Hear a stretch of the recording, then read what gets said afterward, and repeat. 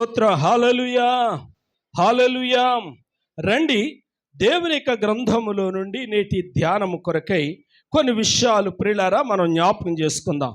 దినవృత్తాంతముల రెండవ గ్రంథము 26వ అధ్యాయము. దినవృత్తాంతముల రెండవ గ్రంథము 26వ అధ్యాయములో నుండి 3, 4, 5 వచనాలు ధ్యానం చేద్దాం.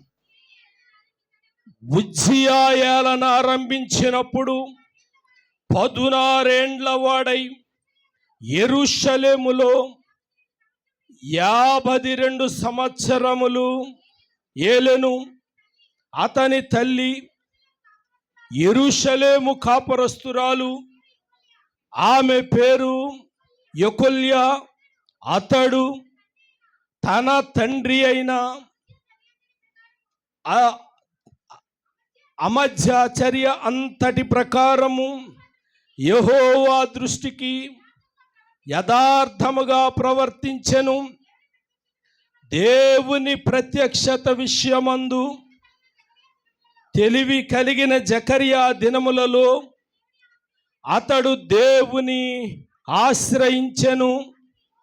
అతడు యెహోవాను ఆశ్రయించినంత కాలము దేవుడు అతని వర్ధిల్లజేసెను. నాతో కలిసి మీరందరూ ఈ మాట చెప్పండి. అతడు యెహోవాను ఆశ్రయించినంత కాలము దేవుడు అతనిని వర్ధిల్లజేసెను. చదవబడినటువంటి లేఖనాన్ని ప్రభు మన కొరకు విరిచి వడ్డించునుగాక. పరిశుద్ధుడైన మా తండ్రి, నీ కొందనాలు, గనుడానికి స్తోత్రాలు. కొద్దిసేపు మీరు మాతో మాట్లాడండి. ఏ విధమైనటువంటి తొందరపాట్లు, ఒడిదుడులు కలగకుండా కృప చేయండి. నీ సన్నిధానములో నీ వాక్యము చేత మమ్మల్ని తృప్తిపరచండి. దీవెనకు కారణమైనటువంటి, శాపమునకు మూలమైనటువంటి భేదం మాకు తెలియచేయండి.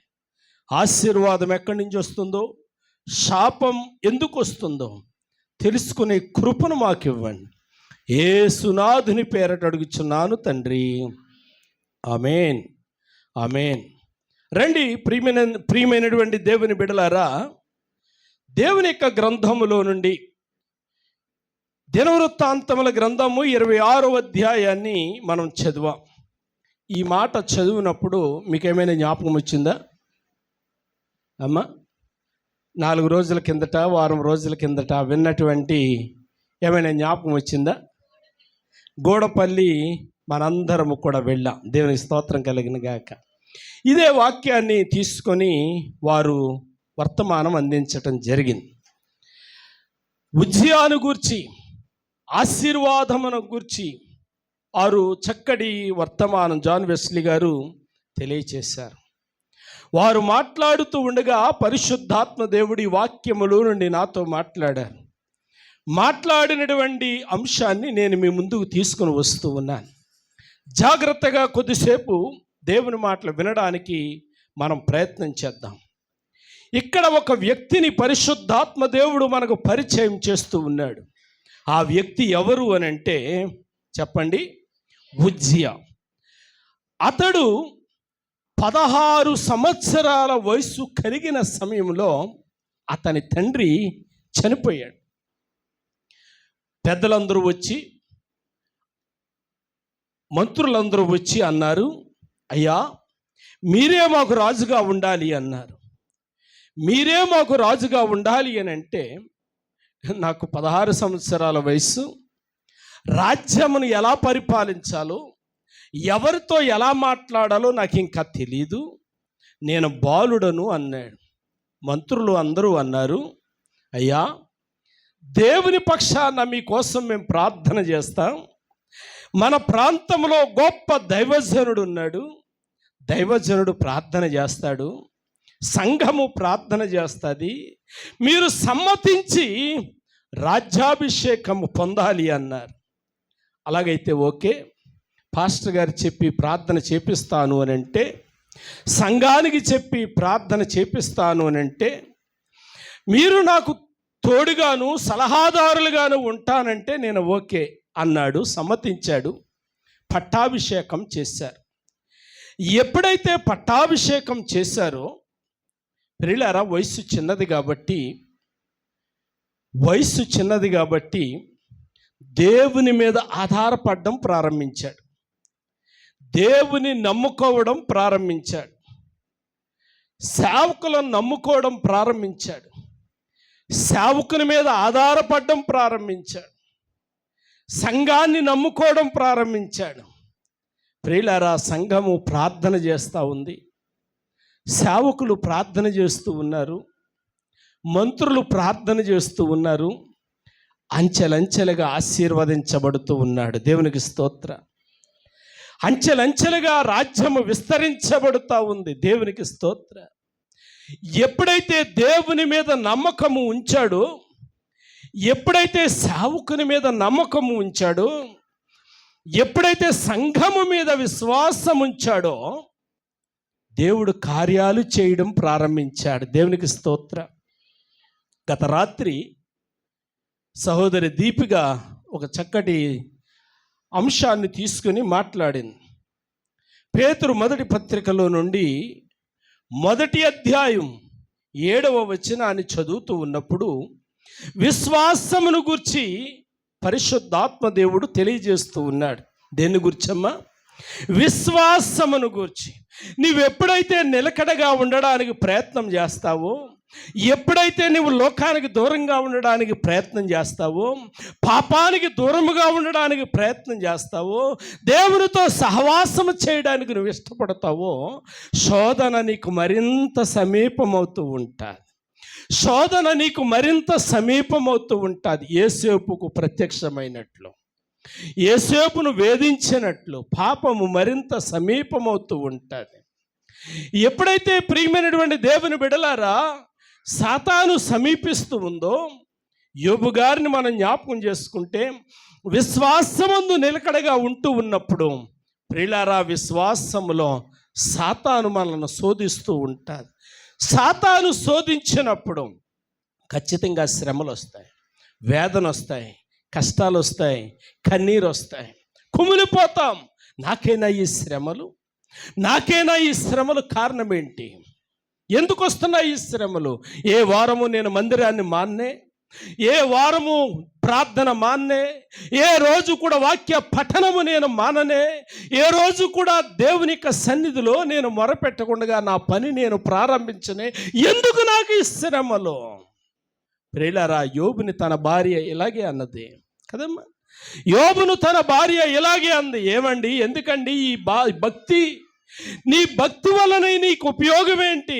సంపాదించుకున్నటువంటి ఆస్తులు ఐశ్వర్యాలు పోయినాయి, పేరు ప్రఖ్యాతులు పోయినాయి, పోయింది. ఇదిగో గర్భాన పుట్టినటువంటి బిడ్డలు పోయారు, పోయి మీరైనా బాగున్నారని మీరు కూడా బాలేదు. ఇంకెందుకు ఈ భక్తి? ఎందుకు ఈ భక్తి? భక్తి వలన ఏం ఉపయోగం? భార్య నిలదీసింది, భార్య అడిగింది. ప్రియమైనటువంటి దేవుని బిడ్డలారా, ఈ మధ్యాహ్న కాల సమయంలో నేను చెప్పాలనుకుంటున్నాను. పేతురు మొదటి పత్రిక 1వ అధ్యాయం 7వ వచనాన్ని కనుక మనం గమనించగలిగితే, విశ్వాసమందు ఎప్పుడైతే ప్రియులారా మనం నిలబడగలుగుతామో, విశ్వాసములో ప్రియులారా ఎప్పుడైతే మనము పట్టుదల కలిగి ఉంటామో, అంటే ప్రియులారా జారిపోకుండా ఉంటామో, అవిధేయతకు లోను కాకుండా ఉంటామో, ప్రియులారా మర్చిపోవడానికి ఆయన మానవుడు కాదు. ఆయన మానవుడు కాదు, మాట ఇచ్చి మర్చిపోయేవాడు కాదు. యెషయా గ్రంథములో అన్నాడు ఆయన 46వ అధ్యాయంలో, నేను అరచేతిలో నిన్ను చెక్కుకొని ఉన్నాను. 49వ అధ్యాయంలో అంటాడు, ఆ తల్లైనా మర్చిపోవచ్చేమో కానీ నేను నిన్ను మర్చిపోను. మనం పాడతాం కదా, కన్న తల్లి పాలిచ్చుటకు కవేళ మరచిన మరచును నిజమేరా. ఎవరంట? కన్న తల్లి. ఏమండి బావగారు, 9 మాసాలు మోసి కని పెంచి పెద్ద చేసినటువంటి తల్లి మర్చిపోతుందంటారా?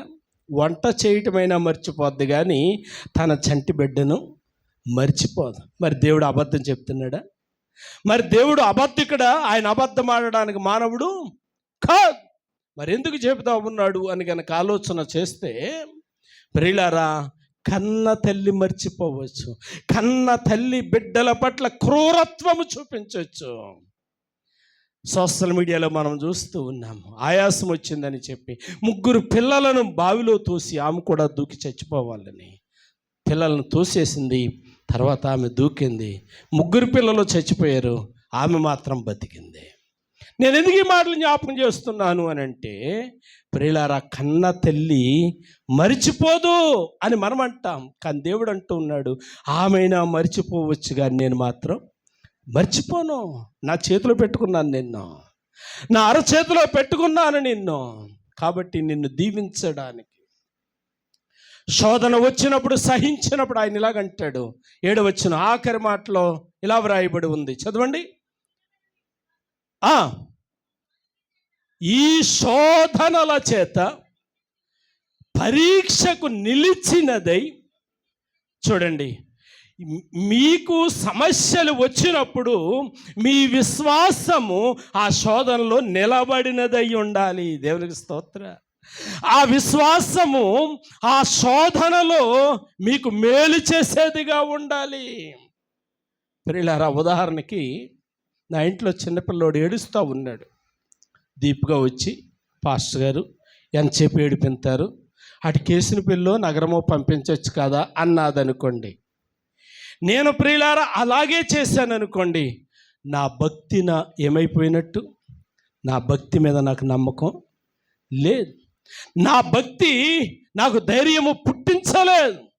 అలాగైతే అపోస్తులుడైన పేతురు అంటాడు, మరోసారి చదవమ్మా మాట, అమూల్యమైన మీ విశ్వాసము శోధనల చేత పరీక్షకు నిలిచినదై యేసుక్రీస్తు ప్రత్యక్షమైనప్పుడు మెప్పును, మహిమయు, ఘనతయు, అబ్బా ఎన్ని మాటలంటే 3 అమూల్యమైనటువంటి మాటలు. 1 మెప్పు, 2 మహిమ, 3 ఘనత.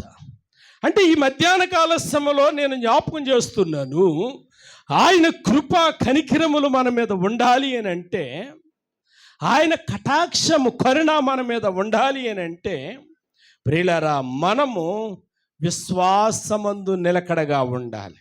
ఆగర్ను మనం జ్ఞాపకం చేసుకుంటే అబ్రహాము తన బిడ్డను ఆమె చేతికిచ్చి నీళ్ళబుడ్డిచ్చి కొంచెం ఆహారం ఇచ్చి పంపించాడు. అరణ్యంలోనికి వెళ్ళింది.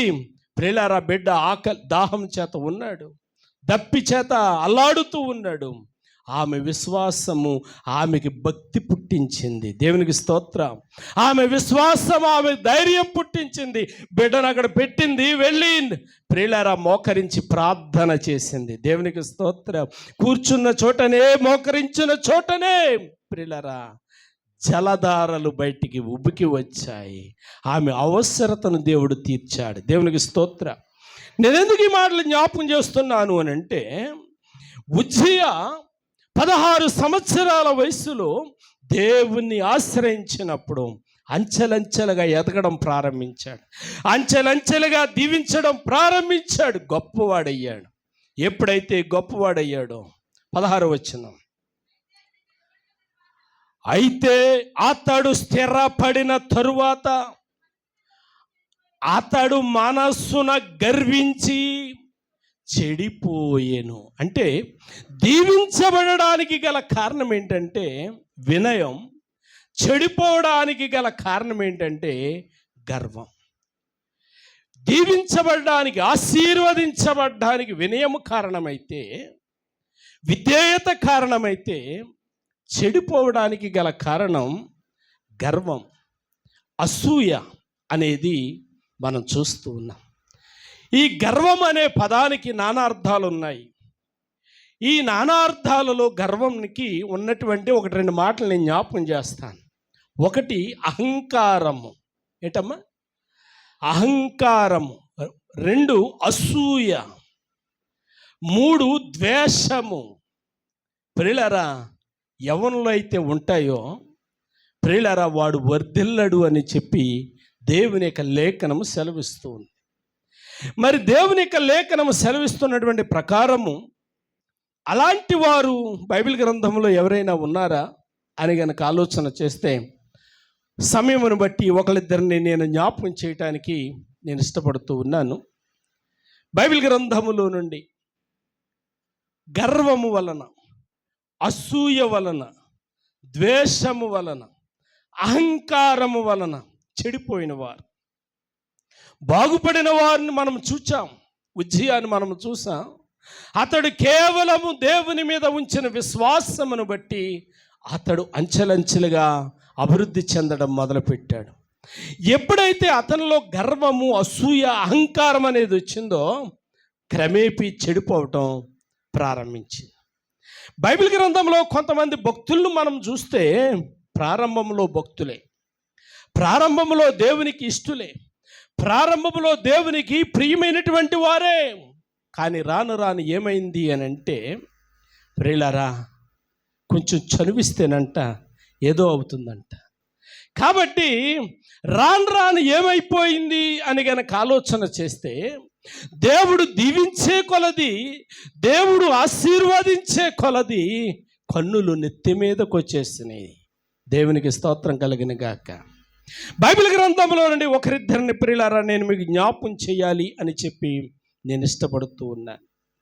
బైబిల్ గ్రంథములో నుండి సమూయేలును గురించి సమూయేలు గ్రంథములో, సమూయేలు మొదటి గ్రంథములో సౌలును గురించి ఒకటి రెండు మాటలు నేను జ్ఞాపకం చేస్తాను. ప్రియులారా, సౌలు రాజు కాకముందు సౌలు ఎలాంటి వాడండి? అమ్మా, సౌలు ఏం చేసుకునేవాడు కదా? వినండి ప్రియమైనటువంటి దేవుని బిడ్డలారా, ఒక సామాన్యమైనటువంటి వ్యక్తి, ఒక సామాన్యమైన వ్యక్తి గాడిదలను కాచుకునేవాడు. తండ్రి గాడిదలు తప్పిపోయినాయి. తప్పిపోతే గాడిదలను నెతకడానికి వెళ్ళాడు. గార్ధబొమ్మలు అని ఉంటుంది. ప్రియులారా, వినండి ప్రియులారా, అయితే దేవునికి ఇష్టడయ్యాడు. దేవుని ఆత్మ అతని మీదకి వచ్చింది. దేవుడు ప్రియులారా ఆశీర్వదించడం మొదలుపెట్టాడు. ఉన్నట్టుండి ఒక్కసారిగా ప్రియులారా దేవుని చేత ఎప్పుడైతే ప్రియులారా కృపనుందాడో, ప్రవక్త అయినటువంటి సమూయేలు వెళ్ళి సౌలును అభిషేకించాడు. దేవునికి స్తోత్రం. ఎవరిని అభిషేకించాడు? సౌలును అభిషేకించాడు. ఇప్పుడు సౌలు ఏమైపోయాడు? రాజు అయిపోయాడు. ఇశ్రాయేలీయులకు రాజు అయిపోయాడు. ప్రియులారా, అజానుభావుడు, అందగాడు అని బైబిల్ గ్రంథం జ్ఞాపకం చేస్తూ ఉంది. ఎత్తరి, మిక్కిలి ఎత్తరి అని వ్రాయబడి ఉంది.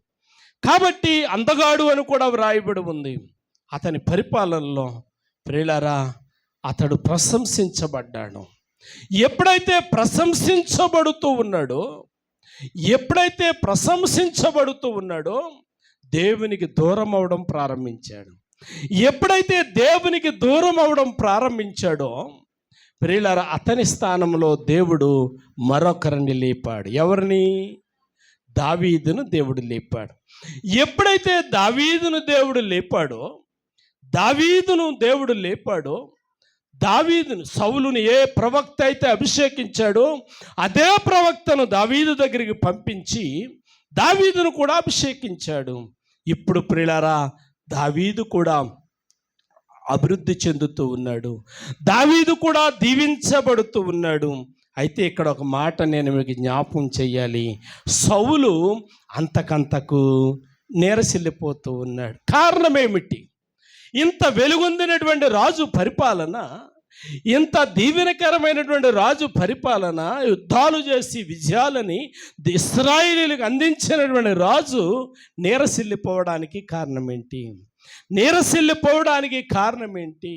ప్రియమైనటువంటి దేవుని బిడ్డలారా, అతని రాజ్యం పతనము ప్రారంభానికి కారణమేమిటి అని గనక ఆలోచన చేస్తే బైబిల్ గ్రంథం జ్ఞాపకం చేస్తుంది అసూయ.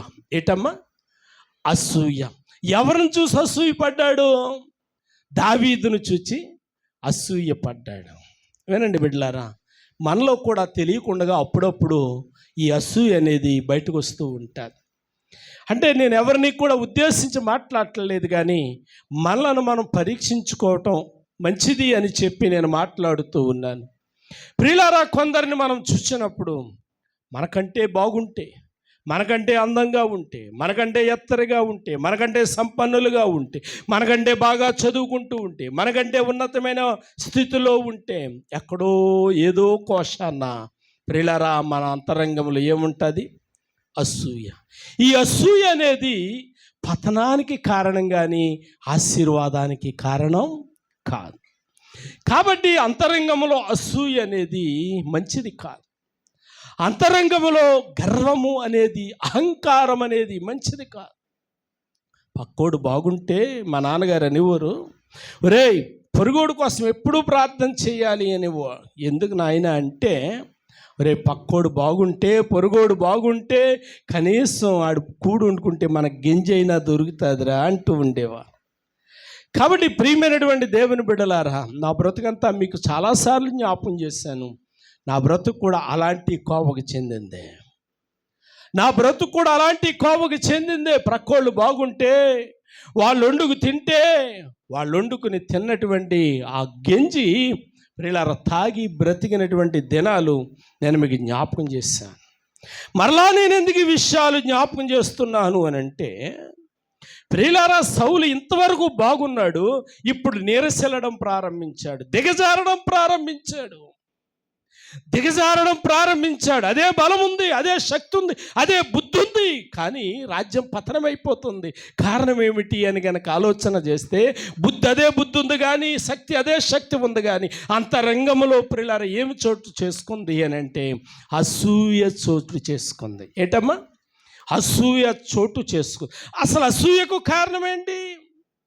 వినండి బిడ్డలారా, అసలు అసూయ ఎందుకు వచ్చింది అని కనుక ఆలోచన చేస్తే 3 విషయాలు జ్ఞాపకం చేస్తాను. సమూయేలు మొదటి గ్రంథంలో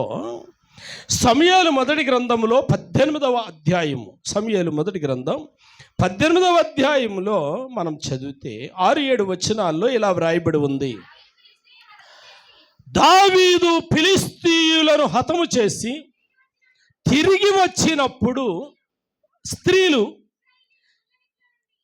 ఇశ్రాయేలీల ఊళ్ళన్నిటిలో నుండి తంబురలతోనూ సంబరముతోనూ వాద్యములతోనూ పాడుచు నాట్యమాడుచు రాజైన సౌలును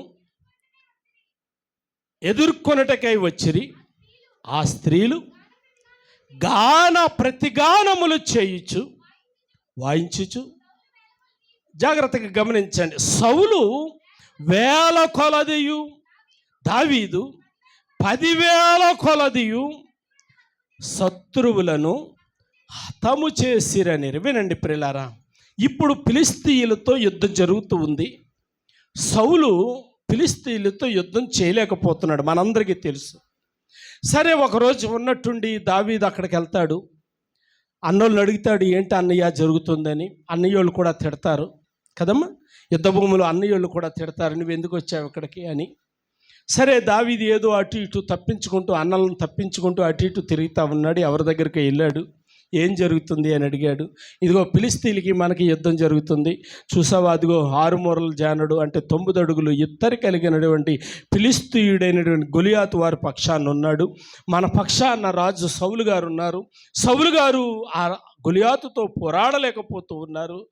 సౌలు గారు అన్నారు, ఎవరైనా ఈ సైన్యములో నుండి ఒకడు లేచి ఆ శత్రువుని కనుక సంహరిస్తే ఇదిగో తన కూతుర్నిచ్చి పెళ్లి చేస్తాడంట అన్నారు. దావీదు అన్నాడు, నేను వెళ్తానైతే నీ అన్నాడు. దేవునికి స్తోత్రం కలిగిన గాక. నేను వెళ్తానైతే నీ అన్నాడు. దేవునికి స్తోత్రం. అంటే ప్రియులారా, దావీదు అంతరంగం సౌలు ఇస్తానన్న పిల్లను గురించి కాదు, దేవుని యొక్క సంకల్పం దావీదు పట్ల ఉంది. సరే, దావీదు దేవుడిని అడిగాడు, వెళ్ళనా అన్నాడు, వెళ్ళన్నాడు. దావీదు వెళ్ళాడు, యుద్ధం జరిగించాడు, శత్రువును హతమార్చాడు, ధైర్యంతో హతమార్చాడు. హతమార్చిన తర్వాత తిరిగి వస్తూ ఉన్నారు. తిరిగి వచ్చినప్పుడు ఊళ్ళన్నిటిలో నుండి స్త్రీలు బయటకు వచ్చారు. కంజీర్లు పట్టుకొని, తంబురులు పట్టుకొని, వాద్యాలు పట్టుకొని ప్రతిగానాలతో ఎదుర్కొనే సమయంలో ఎలా పాడారు. సౌలు 1000 కొలది, దావీదు 10,000 కొలది. అంటే సౌలుకి దావీదు మీద ఎందుకు అసూయ పుట్టింది అని అంటే, దావీదు మీద ఊళ్ళో ఉన్నటువంటి ప్రజలందరికీ కూడా అభిమానము కలిగింది. దేవునికి స్తోత్రం కలిగింది గాక. అంటే దావీదు ప్రజల యొక్క అభిమానాన్ని చొరగొన్నాడు. దేవునికి స్తోత్ర. ఎప్పుడైతే దావీదు ప్రజల యొక్క అభిమానాన్ని చొరగొన్నాడో, దావీదు మీద అసూయకి ఏమొచ్చింది? అసూయ వచ్చింది. ఎప్పుడైతే అసూయ వచ్చిందో చంపాలి అని చెప్పి ఆ రోజు నుంచి ప్రయత్నం మొదలుపెట్టాడు. ఎవరిని? దావీదుని. ఎప్పుడైతే అసూయ చేత నింపబడి దావీదును చంపాలి అని అంతరంగంలో అనుకున్నాడు, ఆ రోజు నుండి పతనము ప్రారంభమయ్యింది. వినండి బిడ్డలారా, వినండి. పొరుగోడికి, ప్రియులారా, పక్కోడికి, మన స్నేహితులకి పావుల ఉపకారం చెయ్యకపోయినా ఏం పర్వాలేదు. ఎందుకు చేయలేదని పరిశుద్ధాత్మ దేవుడు ప్రశ్నించడం. లూకాసు వార్త 16వ అధ్యాయంలో దరిద్రుడు, ధనవంతుడు ఉన్నాడు. దరిద్రుడు ఎవరికైనా సాయం చేయగలిగిన స్థితిలో ఉన్నాడా? లేడు. నిన్ను దేవుడు ఆ స్థితిలో ఉంచితే సహాయం చేయి తప్పకుండా. దేవుడు నీకు ఇచ్చిన స్థితిని నువ్వు తక్కువ చేసుకోవద్దు. దేవుడు నిన్ను పై చేయిగా ఉంచినప్పుడు తక్కువ చేసుకోవద్దు. దేవుడు ఒక రోజున దాన్ని తక్కువ చేస్తాడు. దేవుడు నీ చేతిని పైకెత్తినప్పుడు నీ చెయ్యి చాపటం నేర్చుకో. దేవునికి స్తోత్ర. దేవుడు నీ చేతిని దీవించినప్పుడు పరులకు సహాయం చేయటం నేర్చుకో. దేవుడు నీ చేతిని ఇంకా హెచ్చిస్తూ ఉంటాడు. సామెతల గ్రంథంలో 31వ అధ్యాయంలో రాయబడి ఉంది, ఆమె తన చేతిని చాపును. ఎవరి కోసం అమ్మా? పేదల కోసం. దేవునికి స్తోత్రం కలిగిన గాక. అంటే ప్రియులారా, దేవుడు నిన్ను హెచ్చించినప్పుడు నువ్వు చేతిని తక్కువ చేసుకోవద్దు. కానీ దేవుడు ఆ స్థితిని కనుక ఇవ్వకపోతే నువ్వు చేయవలసిన పని లేదు, బాధపడవలసిన అవసరం అంతకంటే లేదు. కానీ ఒక పని మాత్రం చేయకూడదు. ఏటో తెలుసా? వారిని చూచి, ఎవరిని? నీకంటే బాగున్న వారిని చూచి అసూయ పడకూడదు. దేవునికి స్తోత్ర. ఏం పడకూడదమ్మా? చెప్పండి, అందరూ చెప్పండి. ఏం పడకూడదు? ఏముండకూడదు? మార్కులు ఎప్పుడు తగ్గిపోతాయి అంటే అండి, అంతరంగంలో ఆరోగ్యం ఎప్పుడు తగ్గిపోతుంది అని అంటే చెప్పండి. అసూయ. కొందరు ప్రియులారా, ఒక్క మార్క్ ఎక్కువ వస్తే అంతవరకు ఇద్దరు స్నేహితులే, కనీసం కంగ్రాట్స్ చెప్పరండి.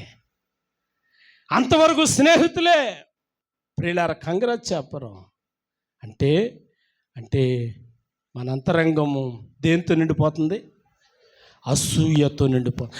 సౌలు ఎప్పుడైతే అసూయతో నింపబడ్డాడో పతనం అవ్వడం ప్రారంభించాడు. ఎప్పుడైతే ప్రియులారా నమ్మకము కలిగిన మనసుతో దావీదు ఉండడం ప్రారంభించాడో హెచ్చించబడడం ప్రారంభించాడు. దేవునికి స్తోత్ర. హల్లెలూయా. దావీదు హెచ్చించబడ్డానికి గల కారణం మొదటిది, ప్రజల యొక్క అభిమానాన్ని చొరగొన్నాడు. దేవునికి స్తోత్రం. రెండో మాట కనుక మనం చూస్తే, దావీదు హెచ్చించబడ్డానికి గల కారణం 18వ అధ్యాయంలోనే 14వ వచనాన్ని చదివితే, మరియు దావీదు సమస్త విషయములలో సుబుద్ధి కలిగి ప్రవర్తింపగా యెహోవా అతనికి తోడుగా ఉండెను. అంటే దావీదు అభివృద్ధి చెందడానికి కారణం ఏంటంటే యెహోవా అతనికి తోడుగా ఉన్నాడు. కారణం, దావీదు యథార్థంగా ఉన్నాడు. అంటే దేవుడు మనకు తోడుగా ఉండాలి అని అంటే యథార్థంగా ఉండాలి. ఉజ్జియా యథార్థముగా ఉన్నంతకాలం దేవుడు తోడుగా ఉన్నాడు. ఉజ్జియా నీతి కలిగినటువంటి దినాలన్నీ కూడా దేవుడు తోడుగా ఉన్నాడు. ఎప్పుడైతే నీతి తప్పాడో, ఎప్పుడైతే అంతరంగంలో అసూయను పెంచుకున్నాడో, అతని రాజ్యం పతనం అవడం ప్రారంభించింది. 31వ అధ్యాయంలో మనం చదువుతున్నాము. సమూయేలు మొదటి గ్రంథం 31వ అధ్యాయం 4 నుండి 6 వచనాలు చదివితే, దావీదుకి అసూయ. సౌలు దావీదును చూచి, సౌలుకి అసూయ ఏంటి అని అంటే, అసూయకు కారణం ఇదిగో, నేను చచ్చిపోతే నా రాజ్యాన్ని దావీదు చేసుకుంటాడేమో అని చెప్పి ఒక అసూయతో ఉన్నాడు. ప్రియులారా, నిజంగానే అక్కడ ఏం జరిగింది అని అంటే, సౌలు మీదకి శత్రువులు వచ్చారు. ఆ శత్రువు నుండి తట్టుకోలేకపోయాడు. ప్రియులారా, అధికార భయము అంటే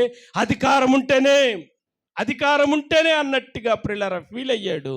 ఆ అధికారం పోతుందని భయంతో తనకు తానే ఆత్మహత్య చేసుకున్నాడు. కాబట్టి ప్రియమైనటువంటి దేవుని బిడ్డలారా, నేను జ్ఞాపకం చేస్తూ ఉన్నాను, అసూయ అనేది పతనానికి కారణం, అసూయ అనేది నాశనానికి కారణం. కాబట్టి ప్రియమైనటువంటి దేవుని బిడ్డలారా, పాల్గొమి ప్రశాంత ప్రార్థన మందిరములో ఉన్నటువంటి బిడ్డలైనటువంటి మీకు నేను జ్ఞాపకం చేస్తూ ఉన్నాను. అంచెలంచెలుగా ప్రియులారా, మనం ఎదగాలి అని అనుకుంటే ఒక స్థాయి నుండి మరొక స్థాయికి, అది ఆధ్యాత్మికంగా కావచ్చు, శారీరకమైన భౌతిక పరమైన పరిస్థితులు కావచ్చు, బిడ్డల విషయంలో, ఉద్యోగాల విషయంలో కావచ్చు, ఏ విషయములైనా సరే మనం వర్ధిల్లాలి అని అంటే మనలో ప్రియులారా అసూయ అనేది కానీ, అహంకారం అనేది కానీ, గర్వము అనేది కానీ ఉండకూడదు అనే మాట నేను జ్ఞాపకం చేస్తూ ఉన్నా. మరొక సన్నివేశాన్ని నేను జ్ఞాపకం చేసి ముగించేస్తాను. ఆదికాండ గ్రంథంలో 37వ అధ్యాయాన్ని మనం చదివితే, ప్రియులారా, ఆదికాండ గ్రంథం 37వ అధ్యాయాన్ని మనం చదివితే యోసేపును మనం చూస్తూ ఉన్నాం. ప్రియులారా మనం చూస్తూ ఉన్నాం. యోసేపు ప్రియులారా తండ్రి చేత ప్రేమించబడినవాడు కదండి. యోసేపు తండ్రి చేత ప్రేమించబడినవాడు. ఎప్పుడైతే తండ్రి చేత ప్రేమించబడుతూ ఉన్నాడు అని చెప్పి తన 10 మంది అన్నలు చూచారో, వినండి బిడ్డలారా, 10 మంది అన్నలు చూచారో, 10 మంది అన్నలు తన తమ్ముడైనటువంటి హేబేలును ద్వేషించడం ప్రారంభించారు. అంటే యోసేపును చూచి అసూయ పడడం ప్రారంభించారు. అంతే కదమ్మా, అసూయ పడడం ప్రారంభించారు. ఆ అసూయ ఎక్కడికి తీసుకెళ్ళింది అని అంటే, చెప్పండి అమ్మ, ఆ అసూయ ఎక్కడికి తీసుకెళ్ళింది అని అంటే అమ్మ, తన తమ్ముని ఎదుట చేతులు కట్టుకొని నిలబడవలసినటువంటి స్థితికి తీసుకుని వెళ్ళిపోయింది. వినండి బిడ్డలారా, కొంచెం ఇది సిగ్గుకరమైన విషయమే కదా, కొంచెం నామోసితో కూడుకున్నటువంటి పనే కదా. అయితే కారణం ఏంటి అని గనక మనం ఆలోచన చేస్తే, అసూయ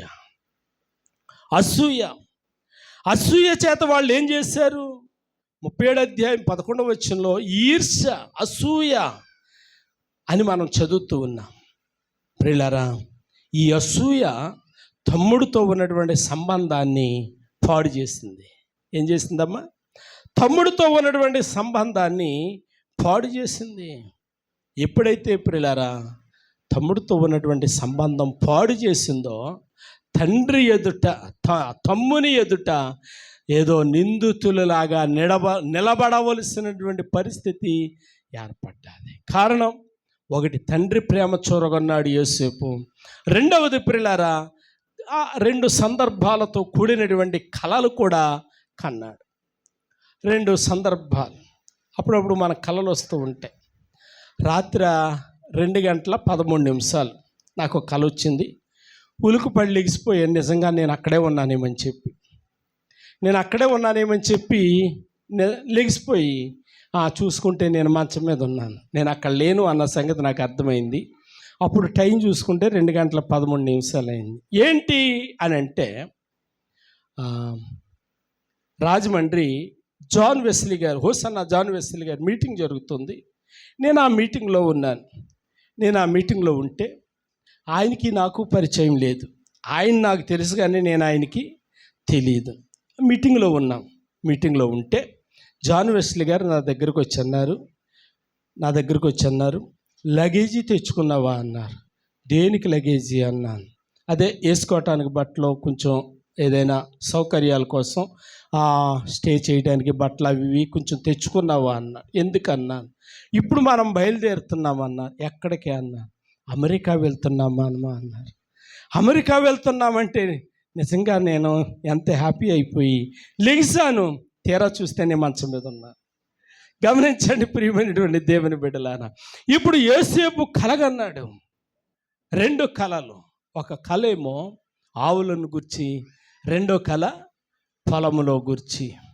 ప్రియులారా, ఈ కలభావము ఏసేపే చెప్పినప్పుడు, లేకపోతే తండ్రి గారు ఇలాగా అని అన్నప్పుడు, ఆ కళను బట్టి అన్నలకేమొచ్చింది? అసూయ వచ్చింది. ఆ అసూయ ఏం చేసింది అని కనుక ఆలోచన చేస్తే ఉన్న స్థాయిని ఇంకా తగ్గించేసింది. దేవునికి స్తోత్ర. కాబట్టి ప్రియమైనటువంటి దేవుని బిడ్డలారా, నేను ముగిస్తూ ఉన్నాను. ముగించడానికి ముందు జ్ఞాపకం చేస్తున్నాను.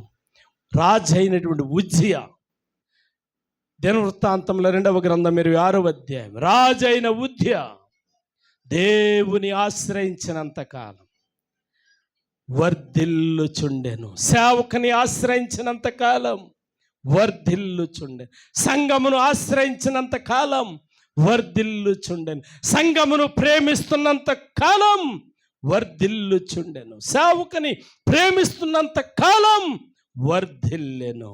ఎప్పుడైతే సంఘాన్ని విడిచిపెట్టాడో, ఎప్పుడైతే సేవకుని విడిచిపెట్టాడో, పతనం అవడం ప్రారంభించాడు. అదే 16వ వచనంలో చదివాం. మరోసారి చదవండి ఆ మాట. అతడు స్థిరపడిన తర్వాత అతడు మనస్సున గర్వించి, అంటే అసూయపడి చెడిపోయెను అనే మాట మనం చదువుతున్నాం.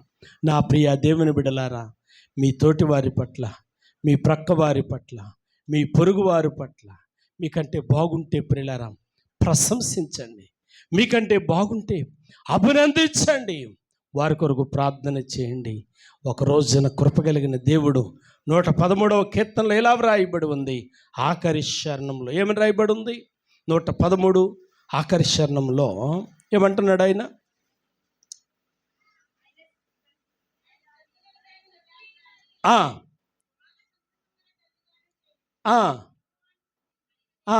కొంచెం పై వచనం చూడండి. ఎన్నో వచనం అది? 8వ వచనం. ఆయన నేల నుండి దరిద్రులను లేవనెత్తువాడు. అబ్బా, ఎంత అద్భుతమైనటువంటి మాట. అంటే దరిద్రులు అనే మాటకు అర్థం ఏంటంటే అడికి తినేవారని కాదు. దరిద్రులు అంటే, దరిద్రులు అనే మాటకు పర్యాయ పదం ఏంటంటే దీనులు. ప్రియులారా, అణిగి దేవునికి లోబడినటువంటి వారు. ఉజ్జియా దేవునికి లోబడినంత కాలము వర్ధిల్లాడు. ఉజ్జియా దేవుణ్ణి ప్రేమించినంత కాలము వర్ధిల్లాడు. ఎప్పుడైతే ప్రియులారా అసూయ అంతరంగంలోనికి వచ్చిందో, గర్వం అంతరంగంలోనికి వచ్చిందో చెడిపోయాడు. కాబట్టి మనము బాగుండాలి అని అంటే, దేవుని యొక్క కృప పొందుకున్న జాబితాలో మనం ఉండాలి అని అంటే ప్రియులారా అసూయపడేవారిగా మనం ఉండకూడదు. కారు కొనుక్కున్న వాళ్ళని చూచి, మోటార్ సైకిల్ కొనుక్కున్న వాళ్ళని చూచి, ఫస్ట్ ర్యాంక్ వచ్చిన వాళ్ళని చూచి అసూయ పడకూడదు. ప్రభువానికి స్తోత్రం. ఆ బిడ్డల్ని ఉద్ధరించినందుకు నీకు వందనాలు. ఆ బిడ్డల్ని కాపాడినందుకు నీకు వందనాలు. ప్రియులారా, దేవునిని స్తుతించే వారముగా ఉండాలి, వారిని ప్రశంసించే వారముగా ఉండాలి. ఎప్పుడైతే అలా చేస్తావో ప్రియులారా, కృపగలిగిన దేవుడు నిన్ను నన్ను ఒక ఉన్నతమైన స్థితిలోనికి ఆయన ఉంచుతాడు. అందుకే ఒక్క మాట నేను మరోసారి జ్ఞాపకం చేసి నేను ముగించేస్తాను. 26వ అధ్యాయము దినవృత్తాంతముల 2వ గ్రంథంలోనే ప్రియులారా 3వ వచనంలో ఆఖరిలైన ఇలా వ్రాయబడి ఉంది. ఆమె తల్లి యెరూషలేము కాపురస్తురాలు. ఆమె తల్లి యెరూషలేము కాపురస్తురాలు. జాగ్రత్తగా ఈ మాటను మీరు గమనించాలి. ఎందుకు పరిశుద్ధాత్మ దేవుడు ఇంత పర్టికులర్గా వ్రాయించాడు అని అంటే ఆమె తల్లి, ఆయన తల్లి దేవుని ఎరిగినటువంటి తల్లి, దేవుని ఆశ్రయించిన తల్లి. కాబట్టి దేవుని వైపు నడిపించింది, దేవుని వైపు నడిపించింది, నేర్పించింది. అయితే ప్రియులారా, స్థిరపడిన తరువాత అంతరంగంలోనికి ఏమొచ్చింది? అసూయ వచ్చింది. స్థిరపడిన తర్వాత అసూయ రావడానికి కూడా కారణం ఉంది. ప్రియులారా, ఎప్పుడైతే స్థిరపడతామో మునుపటి స్నేహితులు మనకు జ్ఞాపకం రారు. దీనదశలో మనల్ని ఆదరించిన వారు మనకు జ్ఞాపకం రారు. మనకు చేతులు చాచిన వారిని మనకు జ్ఞాపకం రారు. అందుకే ద్వితీయోపదేశ కాండంలో 32 అధ్యాయంలో అనుకుంటాను, చూడండమ్మా, ద్వితీయోపదేశ కాండం 32 అధ్యాయంలో అనుకుంటాను, నీ తండ్రి స్నేహితులను మరువకుమనే మాట 7వ వచనం చూడండి. పూర్వ దినములను జ్ఞాపకము చేసుకొనుము, తరతరముల సంవత్సరములను తలంచుకొనుము, నీ తండ్రిని అడుగుము, అతడు నీకు తెలుపును, నీ పెద్దలను అడుగుము, వారు నీతో చెప్పుదురు. ఏం చెప్తారు? పూర్వకాలపు సంగతులను, మునుపటి సంగతులను. ఈరోజు దేవుడు మిద్దె మీద ఉంచినప్పుడు, ప్రియులారా, మిద్దె మీద ఉన్నప్పుడు కళ్ళు నెత్తి మీదకి రాకూడదు. మిద్దె మీద ఉన్నప్పుడైనా, ప్రియులారా, నేల మీద ఉన్నప్పుడైనా ఎక్కడుండే అక్కడే ఉంటే ఆశీర్వాదం. తల వంచండి, కన్నులు మూయండి, ప్రార్థన చేద్దాం. తల వంచండి బిడ్డలారా, కన్నులు మూయండి, ప్రార్థన చేద్దాం. ఒకసారి మనం ఆలోచన చేసుకుందాము. అసూయ అనేది ప్రియులారా కుటుంబంలో తాండవమాడుతూ ఉంటుంది. అన్నదమ్ముల మధ్య అసూయ, అక్కా చెల్లెండ్ర మధ్య అసూయ, తోడికోడళ్ళ మధ్య అసూయ, ప్రియులారా పొరుగువారి పట్ల అసూయ. వాళ్ళు అది తెచ్చుకున్నారు, వీళ్ళు ఇది తెచ్చుకున్నారు, వాళ్ళు అది సంపాదించుకున్నారు, వాళ్ళు ఇది సంపాదించుకున్నారు, నాకు లేదు అనే ఏడుపు అసూయకు కారణం. ఈ అసూయ మనల్ని నాశన వైపు నడిపిస్తూ ఉంది. అసూయను ప్రియులారా దూరంగా ఉంచుదాం. దేవునికి ఇష్టమైనటువంటి రీతిలో ఉండడానికి దావీదు క్షణ క్షణము కూడా తన హృదయాన్ని పరిశీలించుకుంటూ ఉన్నాడు. ఎక్కడైనా అహంకారం, ఎక్కడైనా అసూయ, ఎక్కడైనా గర్వం చోటు చేసుకుంటుందేమో, దేవునికి దూరం అయిపోతుందేమో అని చెప్పి భయపడుతూ తనను తాను సరి చేసుకున్నాడు. అంతటి మహనీయుడే దినదినము సరి చేసుకుంటూ ఉంటే మరి నీవు నేను ఎలా సరిచేయబడాలో ఒకసారి ఆలోచన చేయండి. ప్రార్థన చేద్దాం. పరిశుద్ధుడైన మా తండ్రి, గనుడా, మహోన్నతుడా, నీ కొందనాలు. అనుగ్రహించిన వర్తమానం బిడ్డలకు దీవెనకరంగా చేయండి. యేసు నామమున అడుగుచూ ఉన్నాను తండ్రి, ఆమేన్. అందరం లేచి నిలబడదాం.